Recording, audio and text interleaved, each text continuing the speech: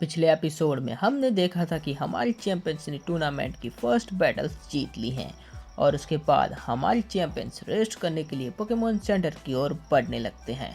तो अब आगे उसके बाद हम देखते हैं कि हमारी चैंपियंस पोकेमॉन सेंटर में आकर पहुंच चुके हैं। उसके बाद हम देखते हैं कि ऐश एक बेंच पर बैठा होता है और पिकाचू उसकी लैप में सो रहा होता है और थोड़ी ही दूर सिंथिया खिड़की के पास खड़ी होती है।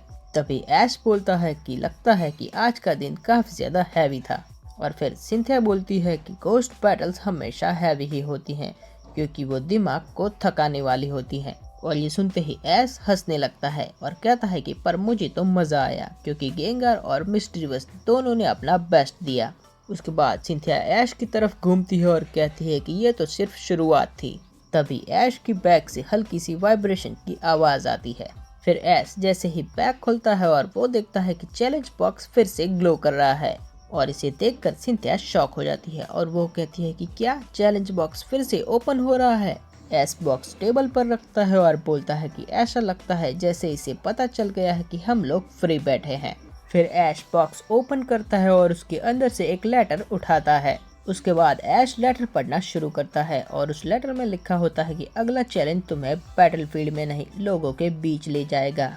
ये सुनते ही सिंथिया कंफ्यूज हो जाती है पर फिर भी ऐश आगे बढ़ता है और उसमें लिखा होता है कि एक गांव है जहां एक पोकेमॉन गुस्सा है और सब कुछ डिस्ट्रॉय कर रहा है और ये कोई नॉर्मल पोकेमॉन नहीं है। ये पढ़कर ऐश सिंथिया की तरफ देखता है और कहता है कि नॉर्मल पोकेमॉन नहीं है, इसका क्या मतलब है। फिर सिंथिया ऐश को बोलती है कि शायद ये कोई खतरनाक पोकेमॉन हो सकता है जो सब कुछ डिस्ट्रॉय कर रहा हो। पर फिर ऐश धीरे से बोलता है कि तो ये टूर्नामेंट से अलग चैलेंज है और सिंथिया कहती है कि हाँ शायद हो सकता है कि ये हमारा असली टेस्ट हो। और तभी नर्स जॉय रूम के अंदर आती हैं और हमारी चैंपियंस के एक्सप्रेशंस देखकर रुक जाती है। फिर नर्स जॉय बोलती है कि चैलेंज बॉक्स फिर से एक्टिवेट हो गया और ऐश कहता है कि हाँ और इस बार का चैलेंज है एक विलेज को हेल्प चाहिए। उसके बाद सिंथिया बोलती है कि पर घोस्ट टूर्नामेंट चल रहा है, अगर हम चले गए तो। पर फिर नर्स जॉय बोलती है कि टूर्नामेंट रुक सकता है लेकिन जब लोग मुसीबत में हो तो चॉइस क्लियर होती है। और ये सुनकर ऐश सरप्राइज हो जाता है और वो बोलता है कि पर हमने तो रजिस्टर किया है। उसके बाद नर्स जॉय बोलती है कि और आपने अपना चैलेंज कंप्लीट भी कर लिया है तो आगे बढ़ना गलत नहीं होगा। और ये सुनकर सिंथिया थोड़ा रिलैक्स हो जाती है और वो बोलती है कि तो शायद हम जा सकते हैं। और नर्स जॉय बोलते हैं कि बिल्कुल विलेज ज्यादा इम्पोर्टेंट है। उसके बाद ऐश पिकाचू को उठाता है और बोलता है कि तो अब देर किस बात की है, चले।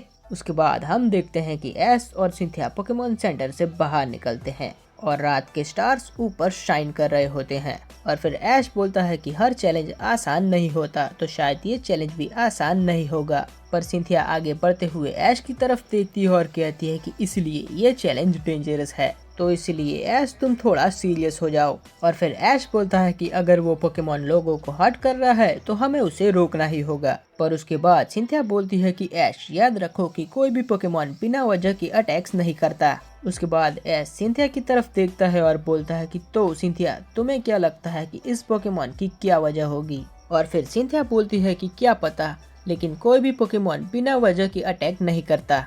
उसके बाद हम देखते हैं कि हमारी चैंपियंस पूरी रात एडवेंचर करने के बाद सुबह की पहली रोशनी के साथ एक छोटे से विलेज की एज पर आकर पहुंच जाते हैं। और फिर हमारी चैंपियंस उस विलेज को देखते हैं और वो देखते हैं कि उस विलेज में काफी ज्यादा नुकसान पहुंच चुका होता है। और हमारी चैंपियंस देखते हैं कि टूटी हुई फेंसेस, गिरे हुए वुडन पोल्स और दूर से स्मोक उठता हुआ दिखता है।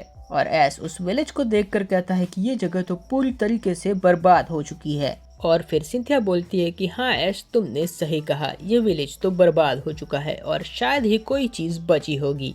और उसी वक्त हमारे चैंपियंस को दूर से कुछ विलेजर्स की आवाज सुनाई देती है और हम देखते हैं कि विलेजर्स चिल्ला रहे होते हैं कि वो फिर से आ सकता है तो सब लोग संभल कर रहना। और ये सुनते ही ऐश बोलता है कि तो शायद हम लेट नहीं हुए हैं। और फिर सिंथिया एक कदम आगे बढ़कर बोलती है कि शायद तुमने सही कहा लेकिन हमें बिना कुछ सोचे समझे कुछ भी नहीं करना चाहिए। पर फिर ऐश बोलता है कि जो भी हो लेकिन इस बार पोकेमॉन नहीं पूरा विलेज हम पर डिपेंड करता है।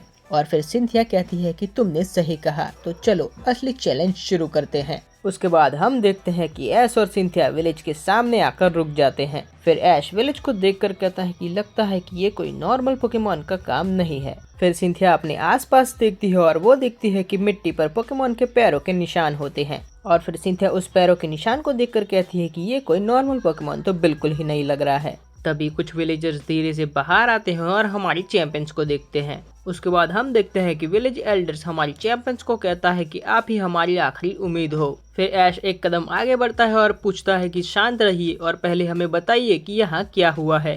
उसके बाद विलेज एल्डर एक डीप ब्रेथ लेता है और कहता है कि कल से पहले हमारा विलेज बिल्कुल शांत था। फिर कुछ बाहरी लोग आए, पोकेमॉन हंटर्स। और पोकेमॉन हंटर्स का नाम सुनकर सिंथिया शॉक हो जाती है और वो कहती है कि क्या हंटर्स। उसके बाद विलेज एल्डर्स बोलता है कि उन पोकेमॉन हंटर्स का टारगेट एंटे था। ये सुनते ही ऐश फ्रीज हो जाता है और वो कहता है कि एंटे लेजेंडरी बीस्ट। फिर विलेज एल्डर कहता है कि हाँ, उन लोगों ने एंटे को घेरने की कोशिश की थी और ट्रैप्स भी लगाए थे, लेकिन एंटे भाग निकला। उसके बाद विलेज एल्डर बोलता है कि उन पोकेमॉन हंटर्स के कारण एंटे पागल हो गया और वो हमारी विलेज को डिस्ट्रॉय करने लगा। ये सुनते ही ऐश समझ जाता है और वो कहता है कि तो एंटे इस वजह से गुस्सा है। फिर सिंथिया सॉफ्टली कहती है कि लेजेंडरी पोकेमॉन जब इमोशनल अनस्टेबल हो जाते हैं तो उनकी पावर अनकंट्रोलेबल हो जाती है। पर फिर विलेज एल्डर हमारी चैंपियन से रिक्वेस्ट करता है और कहता है कि सिर्फ आप ही हमें बचा सकते हैं। उसके बाद हम देखते हैं कि दोनों चैंपियंस एक दूसरे की तरफ देखते हैं और फिर ऐश कहता है कि हम एंटे को जरूर रोकेंगे। उसके बाद हम देखते हैं कि रात होने से पहले ऐश और सिंथिया विलेज के पास के जंगल और पहाड़ियों में सर्च करते हैं। बट फिर ऐश कहता है कि एंटे फायर टाइप है तो वो ओपन लैंड और हाई ग्राउंड प्रेफर करेगा। उसके बाद हम देखते हैं कि सिंथिया गार्चम्प के साथ और ऐश पिकाचू के साथ एंटे को ढूंढना शुरू कर देते हैं। और तभी हम देखते हैं कि अचानक से हल्की सी जमीन वाइब्रेट करने लगती है और इसे महसूस करते ही ऐश कहता है कि क्या तुमने कुछ महसूस किया सिंथिया। और सिंथिया कहती है कि नहीं, मैंने कुछ भी महसूस नहीं किया। उसके बाद हम देखते हैं कि धीरे धीरे शाम हो रही है और हमारी चैंपियंस अभी भी एंटे को नहीं ढूंढ पाए।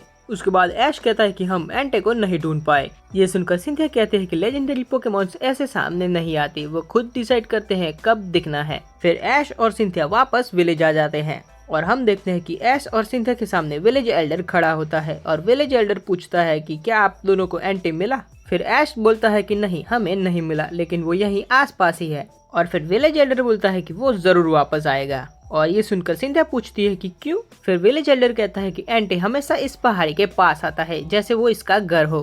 फिर ऐश सिंथिया की तरफ देखता है और कहता है कि तो वो वही जगह है जहाँ पर हंटर्स ने उस पर अटैक किया था। और इतना कहने के बाद ऐश विलेजर्स की तरफ मुड़ता है और कहता है कि आप लोग चिंता मत कीजिए, आज रात हम यहीं रुकने वाले हैं। और ये सुनकर विलेजर्स हमारी चैंपियंस का शुक्रिया अदा करता है। उसके बाद हम देखते हैं कि ऐश और सिंथिया एक छोटे से हाउस में रेस्ट कर रहे होते हैं। पिकाचू ऐश के पास सो रहा होता है और गार्चम्प बाहर गार्ड कर रहा होता है। और जैसे ही हमारी चैंपियन सो रहे होते हैं वैसे ही पिकाचू और ऐश की आंखें अचानक से खुल जाती हैं। और दूसरी तरफ हम देखते हैं कि सिंथिया भी उठ जाती है और फिर सिंथिया उठते ही कहती है कि ये क्या है, लेजेंडरी बीस्ट एंटे। उसके बाद हमारी चैंपियंस उस घर से बाहर आते हैं और वो देखते हैं कि पहाड़ी के ऊपर एक शैडो मूव कर रही होती है।